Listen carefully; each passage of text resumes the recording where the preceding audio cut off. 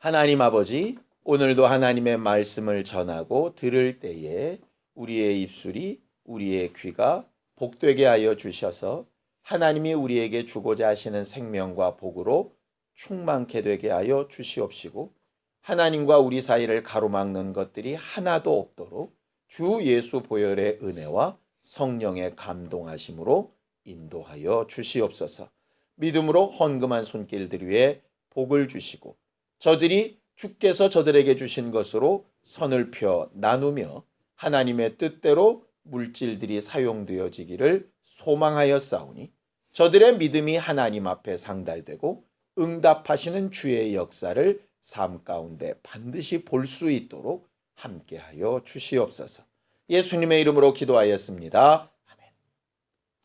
하나님의 말씀은 마태복음 6장 5절에서 8절까지 말씀을 함께 같이 합독하겠습니다. 마태복음 6장 5절에서 8절까지 함께 합독하겠습니다. 함께 읽습니다. 시작. 또 너희는 기도할 때에 외식하는 자와 같이 하지 말라. 그들은 사람에게 보이려고 회당과 큰 거리 어귀에 서서 기도하기를 좋아하느니라. 내가 진실로 너희에게 이르노니 그들은 자기 상을 이미 받았느니라. 너는 기도할 때에 내 골방에 들어가 문을 닫고 은밀한 중에 계신 내 아버지께 기도하라. 은밀한 중에 보시는 내 아버지께서 갚으시리라. 또 기도할 때에 이방인과 같이 중언부언하지 말라. 그들은 말을 많이 하여야 들으실 줄 생각하느니라. 그러므로 그들을 본받지 말라. 구하기 전에 너희에게 있어야 할 것을 하나님 너희 아버지께서 아시느니라. 아멘. 우리 하나님은 천지에 충만하신 하나님이라고 성경은 가르쳐서 말합니다. 천지에 충만하신 하나님. 하늘에도 계시고 땅에도 계시고 지금 이 자리에도 함께하고 계신 하나님이라고 하는 뜻이죠. 이게 굉장히 중요합니다. 왜냐? 하나님은 어디에나 어떤 순간에나 함께하고 계시기 때문에 우리가 반드시 기억해야 될 일이 있기 때문에 그래요. 성경을 좀 찾아보죠. 예레미야서 23장 24절입니다. 예레미야서 23장 24절입니다. 함께 읽습니다. 시작. 여호와의 말씀이니라. 사람이 내게 보이지 아니하려고 누가 자신을 은밀한 곳에 숨길 수 있겠느냐. 여호와가 말하노라. 나는 천지에 충만하지 아니하냐. 그렇게 말씀하셨어요. 하나님이 스스로 자신을 천지에 충만하신 하나님이라고 말씀하실 때 왜 그 말씀을 하셨냐 하면, 나는 천지에 충만하기 때문에 너희는 뭐 할 수 없다. 내 앞에서 숨길 수 있는 것이 없다 하는 거죠. 사람들은 간혹 숨기고 싶어 하는 일들이 있죠. 과거에 자기의 잘못도 숨기고 싶고, 자기의 약점도 숨기고 싶고, 또 자기의 속내, 진실한 속내도 어쩔 때는 숨기고 싶을 때가 꽤 많이 있습니다. 사람들 앞에는 그게 가능한데 하나님 앞에는 그게 안 된다라고 하는 거예요. 그러니까 천지에 충만하신 하나님을 아는 지식이 중요한 게 아니라, 하나님은 천지에 충만하시기 때문에 우리가 반드시 기억해야 될 건 뭐냐면, 하나님 앞에는 숨길 수 있는 게 없다. 요즘 세상은 겁납니다. 우리가 느끼지 못해서 그렇지 우리의 일거수일투족이 항상 찍히고 있는 거 아시죠? 사람들이 그래서 CCTV 있는 곳을 막 싫어하기도 하더라고요. 사실은 내 행동이 똑바르면 CCTV가 뭐 불편할 일이 없는데, 이 CCTV가 혹시라도 내 수치된 부분을 이렇게 보일까봐 겁내합니다. 혹 CCTV는 별로 겁내하지 않아도 몰래카메라는 굉장히 겁내하죠. 그래서 화장실에 들어가 있어도 불안해하고 막 그러지 않습니까? 그런데 CCTV를 잘 피해 다녀도 요새는 또 찍히더라고요. 왜냐하면 주차되어 있는 차마다 블랙박스라는 게 있어가지고요. 나도 모르는 사이에 다 찍혀요. 그래서 혹 CCTV는 피해도 범죄를 저지른 사람이 어디에 걸리느냐 하면 알지도 못하는 차 블랙박스에 걸리더라고요. 하나님의 눈빛은 그보다 더 한다는 거죠. 그래서 아무도 모르겠지 하는 부분이 분명히 존재하지만 하나님의 눈빛에는 계속 걸리고 있다는 사실이 우리의 마음속에 좀 있어야 신앙인입니다. 하나님을 인정하지 않는 사람이야 뭐 그런 거 필요 없겠지만 하나님을 적어도 인정한다면 아무도 보지 않는 그 자리, 누구도 알 수 없는 그 순간에도 누구는 계시느냐? 하나님은 계시다라고 하는 거예요. 자, 하나님은 그럼 온갖 곳에 다 계시면서 왜 그렇게 우리를 보고 숨기지 말라고 하시는가? 자, 성경을 또 읽어보죠. 시편 139편 1절에서 4절입니다. 시편 139편 1절에서 4절입니다. 함께 읽습니다. 시작. 여호와여, 주께서 나를 살펴보셨으므로 나를 아시나이다. 주께서 내가 앉고 일어섬을 아시고 멀리서도 나의 생각을 밝히 아시오며 나의 모든 길과 내가 눕는 것을 살펴보셨으므로 나의 모든 행위를 익히 아시오니 여호와여, 내 혀의 말을 알지 못하시는 것이 하나도 없으시니. 그는 내가 깰 때도 잘 때도 혼잣말로 중얼거릴 때에도 남들은 알아듣지도 못하는 불분명한 소리로 중얼거려 말하는 마음속 생각까지 그는 살펴보시고 주목하시고 기억하시고 하신다는 거예요. 지금 이 순간에도 마찬가지입니다. 하나님께서 내가 지금 무슨 생각을 하는지, 어떤 마음을 가지고 있는지, 앞으로 어떻게 하려고 하는지 하나님께서 알고 계시다는 거죠. 자, 하나님께서 이렇게 언제 어디서나 24시간 1초도 쉬지 아니하고 계속 우리를 살펴보고 계시다라는 것을 생각하면 여러분들 마음은 어떻습니까? 부담스럽습니까? 평안합니까? 어느 쪽입니까? 부담스럽다. 또 편안하다. 예. 재밌는 것은 하나님은 그렇게 살펴보실 때 분명한 목적이 있다고 얘기를 하세요. 그 시편의 뒤쪽에 10절을 가면 이렇게 되어져 있습니다. 시편 139편 10절을 읽으면 이렇습니다. 함께 읽죠. 시작. 거기서도 주의 손이 나를 인도하시며 주의 오른손이 나를 붙드시리이다. 부담스럽다는 얘기는 무슨 뜻으로 보이느냐? 하나님은 나를 감시하시면서 뭐를 발견하기를 원하신다고 착각하느냐 하면 실수, 잘못, 어그러진 거, 너 내가 봤다. 이렇게 하니까 부담스럽죠. 근데 평안하고 기쁘다는 얘기는 이런 겁니다. 오늘 다일이가 좀 많이 아프다고 그래요. 그래서 어제 저녁에 이렇게 응급실에도 갔다 왔다 그럽니다. 다일이가 이렇게 막 의자 사이를 뛰어댕기면 엄마 아빠나 집사님들이 노심초사하죠. 주변에 이렇게 서서 막 갑니다. 왜 그러죠? 어디 가서 부딪힐까 봐, 넘어질까 봐. 근데 신기하게도 걔는 계속 뿌리치고 지 맘대로 막 가요. 그러면 계속 쫓아다니면서 이렇게 합니다. 왜? 잘못한 걸 찾아내려고? 아니요. 보호하려고. 하나님이 우리를 계속 보시고 알고 계신 이유는 뭐냐면 보호하시려고, 인도하시려고. 그래서 지금까지는 혹 잘못 이해하셨다면 오늘부터는 생각을 좀 바꾸셨으면 좋겠어요. 천지에 충만하신 하나님 우리를 계속 살피시는 이유는 보호하시려고, 인도하시려고, 도와주시려고. 그게 하나님의 마음이에요. 때론 그러지 마 라고 야단을 칠 때도 있겠죠.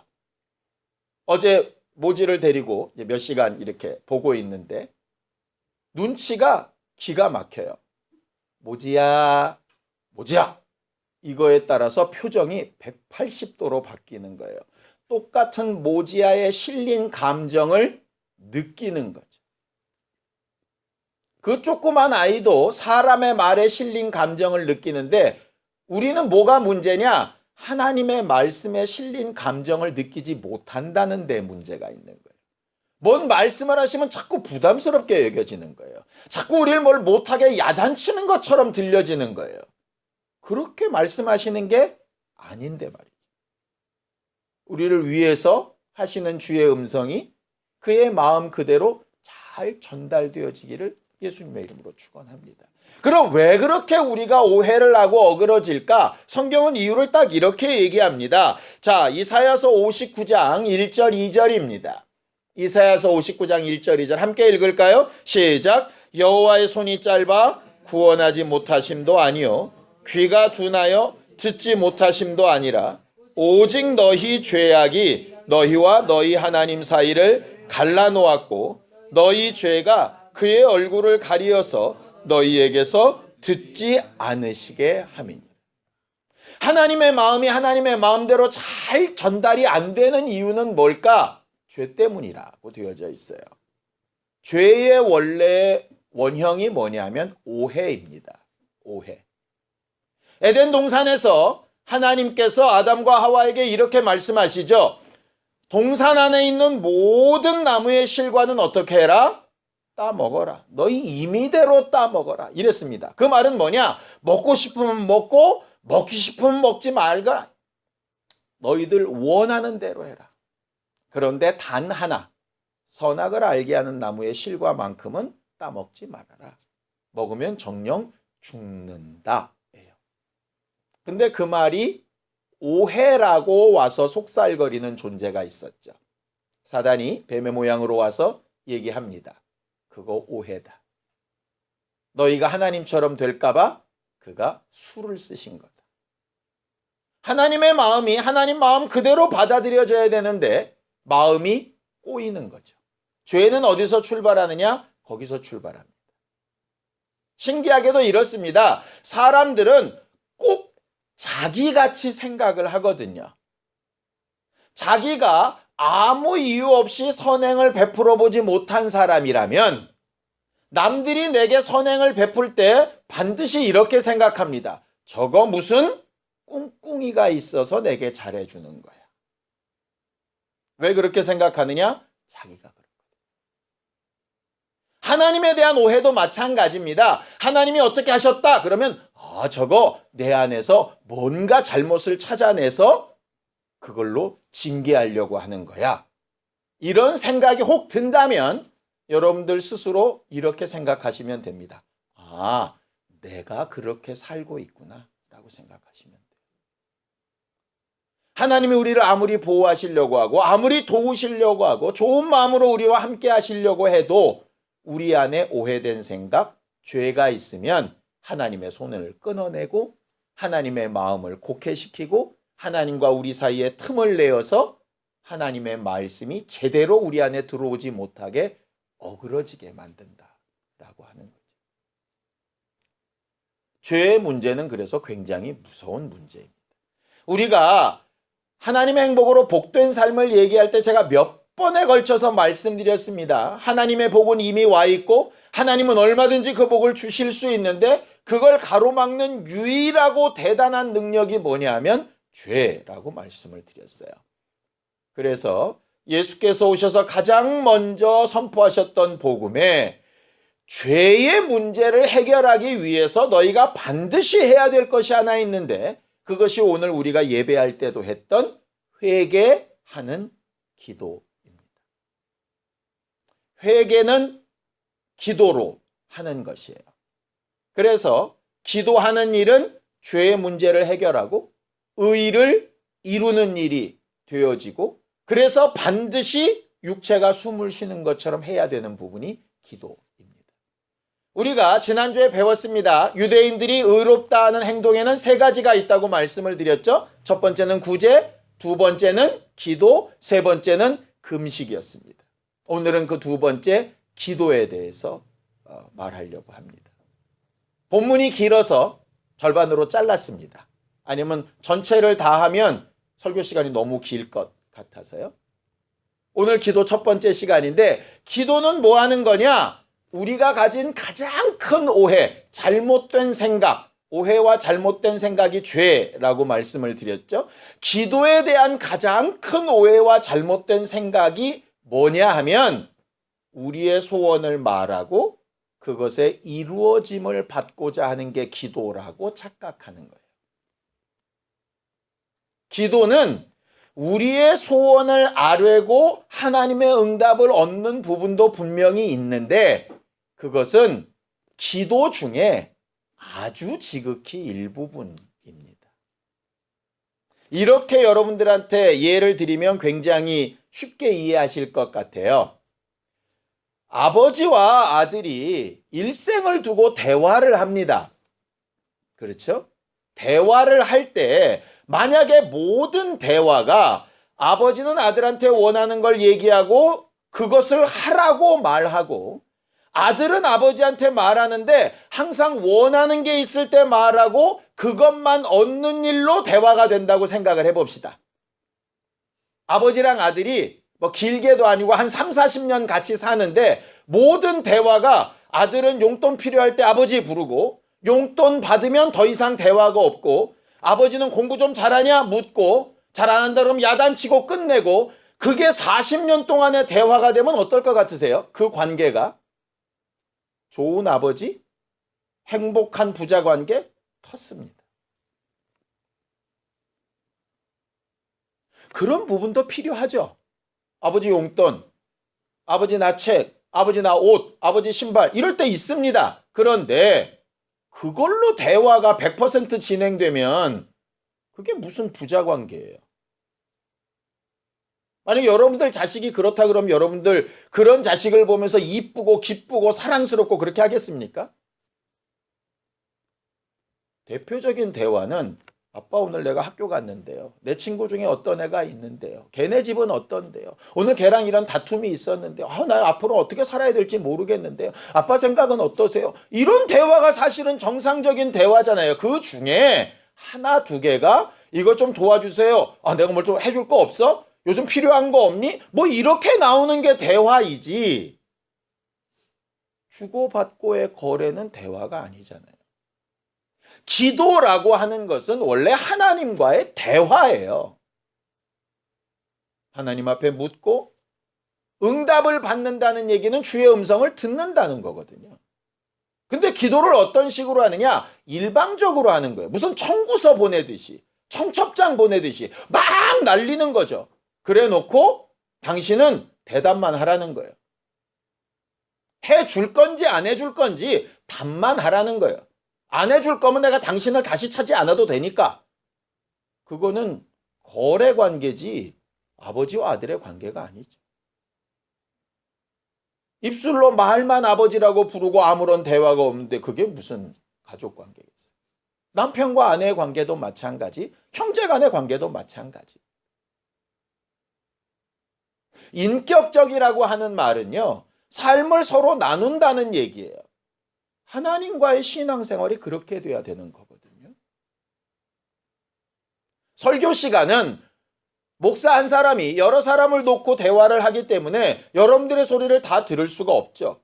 그러나 1대1로 교제하는 시간, 상담하는 시간, 신방하는 시간을 통해서 그런 부분들이 돼야 하는 거예요. 그런데 상담도 일방적, 신방도 일방적, 그러면 그게 무슨 관계겠어요? 당신은 말해, 나는 들을 테니. 이거는 신앙생활이 아니에요. 반대로 나는 기도할 테니 당신은 응답만 해. 그것도 신앙생활이 아니죠. 그래서 기도할 때는 내 말만 하는 게 중요한 게 아니라, 말을 했으면 하나님의 말씀도 들어야 되고, 그 말씀을 근거로 해서 또 묻고 또 응답을 받고 하는 것이 연결되어야 하는 거거든요. 여러분들 친구 중에 혹시 이렇게 대화하는 사람 있지 않습니까? 한마디 묻고 한마디 답하면 더 이상 대화가 진행이 안 되는 거예요. 그러니까 단답형으로 대답하는 사람들이 있지 않습니까? 야, 난 이렇게 해서 너 어때? 좋아. 그럼 더 이상 말이. 그 다음 말이 이어져야 되는데. 여러분들과 하나님과의 관계는 어떻습니까? 그 관계가 이어지지 않는다면 기도하는 것 같으나 외식일 수 있는 거죠. 자, 오늘 이렇게 되어져 있습니다. 우리가 하나님 앞에 기도해야 되고 하나님의 도우심을 얻고 교제해야 되는데 그렇게 되지 않는 이유, 기도에 실패하는 이유를 우리는 되게 잘 알아요. 야고보서 2장에 보면 이렇게 되어 있죠. 너희가 얻지 못하는 첫 번째 이유가 뭡니까? 구하지 않기 때문이에요. 사실은 구하다라고 하는 것보다 대화를 시도하다라는 뜻이에요. 하나님은 어디나 계시면서 우리한테 계속 대화를 시도하십니다. 나 여기 있다고. 그런데 나 여기 있다고 하면 예를 들어 내 공간 안에 누군가 들어오면 사람이 아는 척이란 걸 해야 되잖아요. 그렇죠? 제가 여기 이렇게 서 있는데 누가 이렇게 문으로 들어온다고 합시다. 그러면 예배 중간이라 인사를 말로는 못해도 사실상 눈빛으로라도 아는 척이라도 해야 되는 거잖아요. 그런데 그것 자체가 없는 거예요. 소위 투명인간 취급하는 거죠. 기도하지 않는다는 게 무슨 뜻인지 압니까? 하나님을 투명으로 취급하는 거예요. 옆에서 내 모든 걸 보고 계신데 전혀 상관없듯이 계시지 않는 것처럼 사는 거죠. 그걸 뭐라고 부르느냐? 죄라고 불러요. 그게 왜 죄냐? 해볼까요? 여러분들 옆에 세워놓고 한 10명이 여러분들을 완전 무시하고 없는 사람 취급하면 여러분들 어떨 것 같습니까? 내가 이 공간에 왜 있어야 되지? 이런 생각이 들걸요? 상처 입힌 거 죄죠. 당연히 죄입니다. 회개해야 될 문제예요. 기도에 실패하는 첫 번째 이유는 하나님이 계시다는 사실조차를 인정하지 않는 거예요. 그게 구하지 않는다는 뜻이에요. 두 번째, 대화가 안 되는 이유는 뭐냐? 정욕에 쓰려고 잘못 구하는 거라 그랬어요. 이런 거죠. 내 의도나 속이 빤히 보이는 거예요. 내 의도나 속이. 그래서 말은 하고 있는데 요즘 어떻게 지내? 뭐 이렇게 말은 하고 있는데 이 말이 지금 실제가 아닌 거야. 진짜로 하고 싶은 게 있는 게 빤히 보이는 거예요. 뭐 때문에 이런 대화를 시도하고 있는지가 빤히 보이는 거예요. 그러면 상대는 어떻게 이해가 되겠어요? 내가 내 친구를 만났는데 정말 오랜만에 연락이 왔어요. 야, 어떻게 지내냐? 애들은 잘 크고 뭐 이렇게 하면 정말 제가 좋을 텐데 돈 빌리고 싶은 마음이 아주 팍팍 느껴지는 거예요. 그러면 저희가 나한테 어떤 목적이 있이 접근했다는 느낌이 들면 딱 거부감이 들죠. 아, 이건 사람이잖아요. 하나님도 똑같습니다. 하나님은 교제하길 원하시는 거지 봉이 되길 원하시는 게 아니거든요. 그런데 다들 자기 욕심 따라서 대화를 시도하는 거예요. 그럼 더 이상 대화하고 싶은 마음이 없죠. 실패하는 예가 두 가지입니다. 세 번째가 뭐냐? 오늘 본문에 있는 부분입니다. 자, 우리 함께 읽어보겠습니다. 5절입니다. 마태복음 6장 5절 함께 읽습니다. 시작. 또 너희는 기도할 때에 외식하는 자와 같이 하지 말라. 그들은 사람에게 보이려고 회당과 큰 거리 어귀에 서서 기도하기를 좋아하느니라. 내가 진실로 너희에게 이르노니 그들은 자기 상을 이미 받았느니라. 왜 이런 일이 벌어졌을까? 이제 배경을 좀 알면 좋습니다. 이스라엘 사람들이 바벨론 포로 70년을 다녀옵니다. 그러고 나서 그들이 굉장히 고민을 하는 거예요. 왜 이렇게 예루살렘 성전이 무너지고 하나님을 잘 믿던 우리 민족이 어려움을 겪었을까? 이유가 뭘까를 이렇게 생각을 해봤더니 몇 가지가 있는 거예요. 첫 번째는 안식일을 안 지킨 거. 더 나아가면 안식년을 건너뛴 거. 그래서 70년 동안 포로기를 지내거든요. 그래서 안식일과 안식년 지켜야 되겠다. 그게 첫 번째였습니다. 두 번째는 뭐였느냐? 11조 떼먹은 거예요. 아, 하나님의 것을 도적질하니까 하나님께서 자기의 것을 찾으시는구나, 이거였습니다. 그리고 나서는 경건 생활이었어요. 그게 기도하고 금식하고 구제하고 하는 이런 부분들을 우리가 안 했다라고 하는 거죠. 그래서 바리새인들이 스스로 규칙들을 세웁니다. 어떻게 세우느냐? 적어도 우리가 밥 세 끼 먹는 만큼 하루에 3번은 하나님 앞에 기도하자. 그래서 시간을 정해놓고 기도를 하기 시작합니다. 지금 이슬람 사람들이 기도 시간이 되면은 막 기도하는 거랑 똑같은 방식인 거예요. 그러니까 시간을 정해놓고 기도해야 되는데 항상 회당에 가서 기도하거나 성전 앞에 가서 기도하거나 자기 집에 가서 기도하는데 가다 보니까 시간이 돼버린 거예요. 그러니까 처음에 시작한 사람은 나쁜 의도가 아니었어요. 막 가다가 시간이 땅 되니까 마치 옛날에 여러분들 그 국기 하강식 그거 알면 옛날 사람들인데 국기 하강식 되면 애국가 나오고 딱 이렇게 서가지고 이거 하는 것처럼 처음에는 좋은 의도로 가다가 기도하는 시가 되니까 길거리에서 기도를 한 거예요. 그랬더니 어떤 사람은 빨리 이 시간이 좀 지났어도 회당 가서 해야지 가다가 길거리에서 기도하는 사람을 보고 도전을 받는 거죠. 아, 저 사람은 하나님 앞에 기도하는 시간을 지키려고 저렇게 길가에서라도 가다가라도 기도하는구나 라고 하는 칭찬을 어느 날 받게 된 거예요. 그러다 보니까 칭찬받은 기쁨에 그 다음부터는 어떻게 되느냐? 시간이 되면 일부러 밖으로 나가는 거죠. 남들한테 주목을 받으려고. 문제는 주목을 받으려는 사람이 한 사람만이 아니라 여러 사람인 거예요. 그래서 때만 되면 각 곳에서 막 앉혀서 막 기도하는 거예요. 이스라엘 사람들은 어떻게 기도하는 게 원칙이냐? 서서 하늘을 보고 손을 올리고 하나님의 얼굴을 보고 대화하는 것처럼 기도하는 게 그게 기도의 정석이거든요. 그러니까 아주 거룩해 보이고 아주 좋아 보이는 거예요. 처음엔 나쁜 뜻이 아니었습니다. 좋은 뜻이었는데 하나님과의 관계를 초월할 만큼 사람들을 인식하기 시작하게 되는 거예요. 예를 하나 들죠. 여러분들과 어떤 사람이 연애를 하는데 간혹 가다가 한 번씩 친구도 만나고 형제도 그 자리에 끼고 이러면 괜찮습니다. 그렇죠? 연애하고 교제하는데 이렇게 다른 사람이 간혹 낄 때도 있으지 맨날 둘이만 있을 수는 없잖아요. 그런데 만약에 10번 만났는데 10번 다 남이 낀다. 그러면 어떻게 되는 겁니까? 그게 이 사람은 나하고 깊은 교제를 하고 싶은 마음이 없나? 나한테 좀 별로 매력을 못 느끼고 다른 사람과 더 재밌는 건가? 심지어는 같이 모였는데 나는 빼놓고 자기들끼리만 신나게 얘기를 하는 거예요. 그러면 난 이 자리에 왜 나와 있지? 이런 생각이 들겠죠? 결국 그 말입니다. 사람 앞에서 기도하고 드러내놓고 기도하면 무조건 잘못됐다. 이거 아닙니다. 그래서 어떤 교회는 통성기도 하지 말라는 교회도 있습니다. 2% 묵상하며 기도해야지 소리 지르는 건 자기 드러내는 기도니까 조용히 기도하라고. 그런 교회도 있습니다. 무슨 의도인지는 충분히 알겠지만 사실 원래 뜻은 뭐냐 하면 이렇게도 기도하고 저렇게도 기도해야 되는 거예요. 그런데 사람이 있는 데서만 기도하는 거예요. 심지어는 정해진 시간에만 기도하는 겁니다.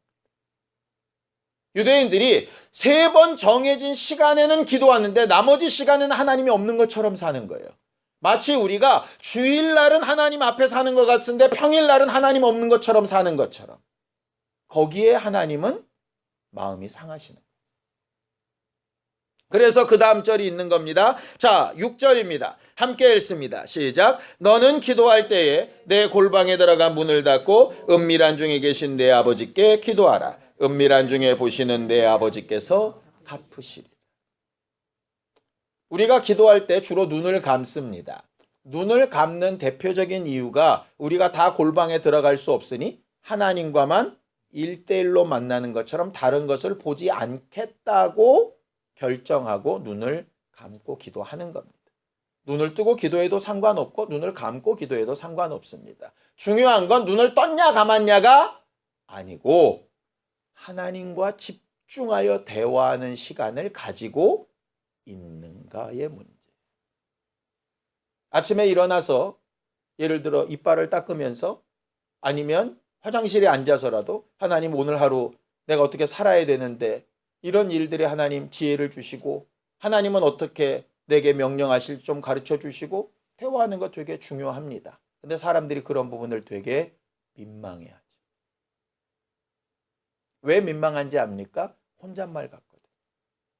똑같은 혼잣말 같아도 상대가 있으면 전혀 민망하지 않습니다. 보는 사람만 민망하죠.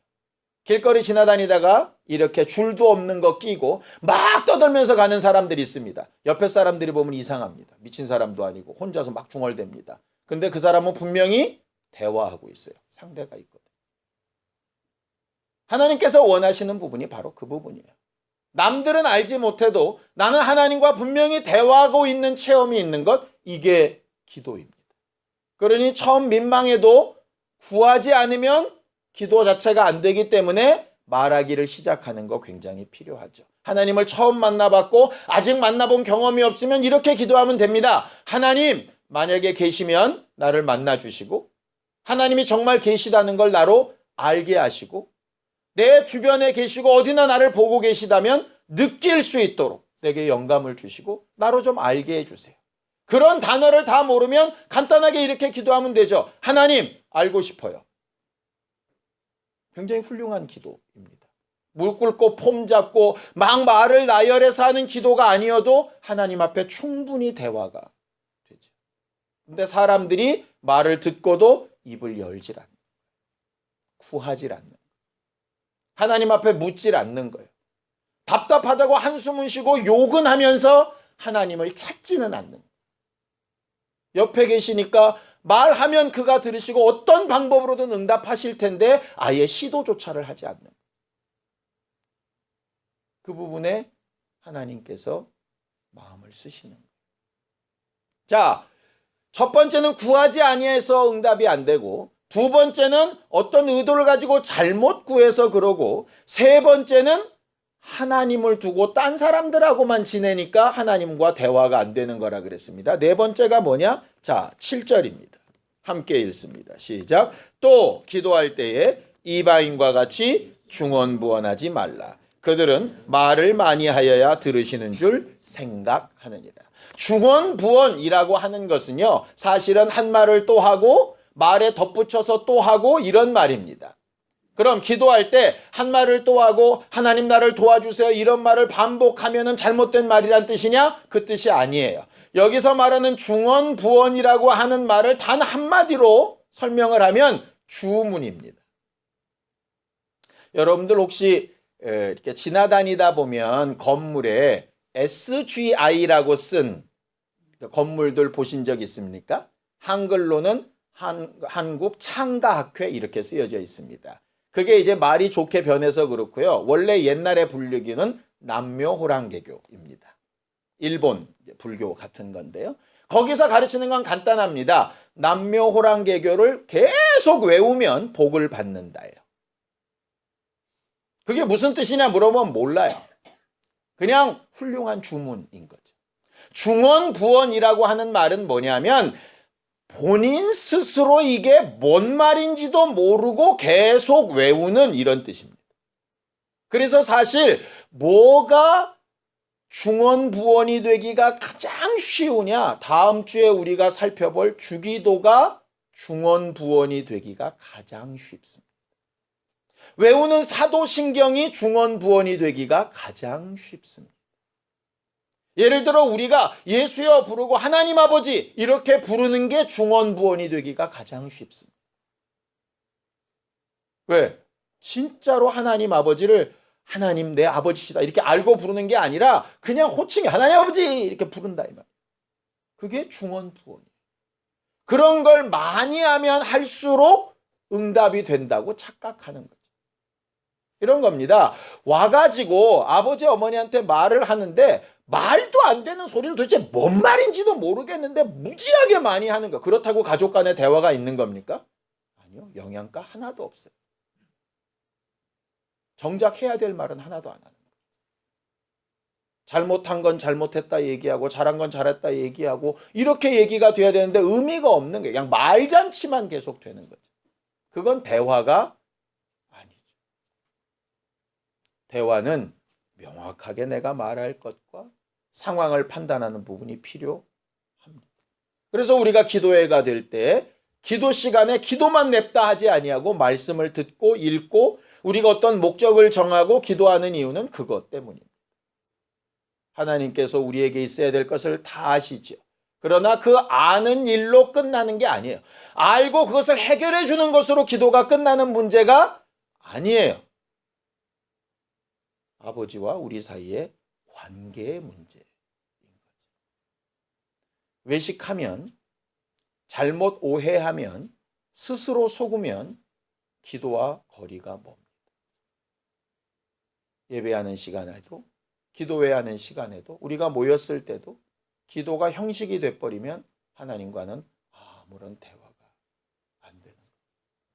하나님이 우리에게 요구하시는 건 하나님과 나 사이에 은밀하고도 끈끈하고도 가까운 대화를 하고 싶은 거예요.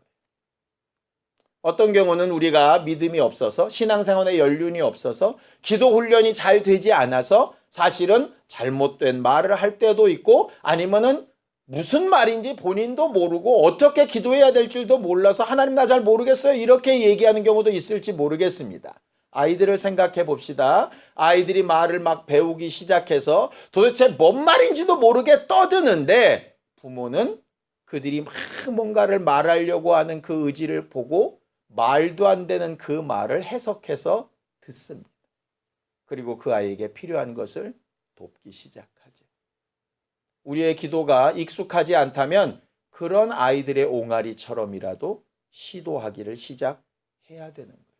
그런데 대부분 나는 멋지게 기도할 수 없을 것 같으니까, 나는 그렇게까지 꼭 필요한 부분이 있지 않으니까, 나는 굳이 하나님과 그런 관계 어색하기도 하고 그런 걸 시도하는 것 자체가 불편하니까 입을 다물고 하지 않는 거죠. 그리고 나서는 교회에 앉아 있으면서는 다른 사람들이 다 하는 시간에 나만 멍 때리고 있으면 믿음 없어 보이니까 흉내를 내는 거예요. 그런 기도에 하나님께서 무슨 응답을 하시겠어요? 폼 잡는 기도 말고 뭔가 원하는 데 있을 때 청구서만 내미는 기도 말고 정직하게 하나님을 알고 싶다고, 만나고 싶다고, 언제 어디서나 나랑 함께하고 계시니까 내게 가장 좋은 길과 방법을 좀 알려주시고 인도해 달라고, 하나님과 함께하고 싶다고 교제를 시도하는 기도에 성공하는 우리 모두가 되었으면 참 좋겠습니다. 성경을 한 구절만 읽고 마치죠. 잠언서 15장 8절입니다. 함께 읽습니다. 시작. 악인의 제사는 여호와께서 미워하셔도 정직한 자의 기도는 그가 기뻐하십니다. 이번 한 주간 살아가는 동안에 정직한 기도. 하나님 어디 계세요? 하나님 만나고 싶고, 하나님이 나와 함께 하셨으면 좋겠고, 내 연약함도 아시고, 내가 잘하는 것도 아시고, 내게 필요한 것도 아시니 나와 함께 계신 증거를 내가 꼭 보고 안심하고 평안하고 기뻐할 수 있도록 복으로 역사해 달라고. 그렇게 기도하며 한 주를 시작하고 한 주에 승리하는 우리 모두가 되기를 예수님의 이름으로 축원합니다. 함께 같이 기도하겠습니다. 하나님 아버지, 우리를 도우셔서 오늘도 우리가 하나님 앞에 기도하고 예배하였습니다. 하나님과 함께하는 사람들이 되기를 원합니다. 하나님과 우리 사이를 가로막는 죄와 오해와 어그러진 부분들이 허물어지고 제자리를 찾아가게 하여 주시옵시고, 하나님 앞에 정직하게 입술을 벌려 고백하고 마음으로 하나님을 향하여 외칠 때에 하나님의 음성을 들을 수 있는 귀와 하나님의 마음을 깨달을 수 있는 생각으로 우리 안에 함께하여 주셔서 우리와 늘 함께하시고 어디에나 계신 하나님으로 말미암아 평안함을 누리고 도우심을 얻는 신령한 교회들이 되도록 우리 모두와 함께하여 주시옵소서. 예수님의 이름으로 기도하였습니다. 아멘. 이제는 우리 주 예수 그리스도의 은혜와 하나님 아버지의 극진하신 사랑과 성령님의 감동하시고 함께하시는 분명한 증거가 하나님 앞에 외식하지 아니하고 정직한 대화를 시도하려는 우리 모두 위에 이제로부터 영원까지 함께 있을지어다. 아멘.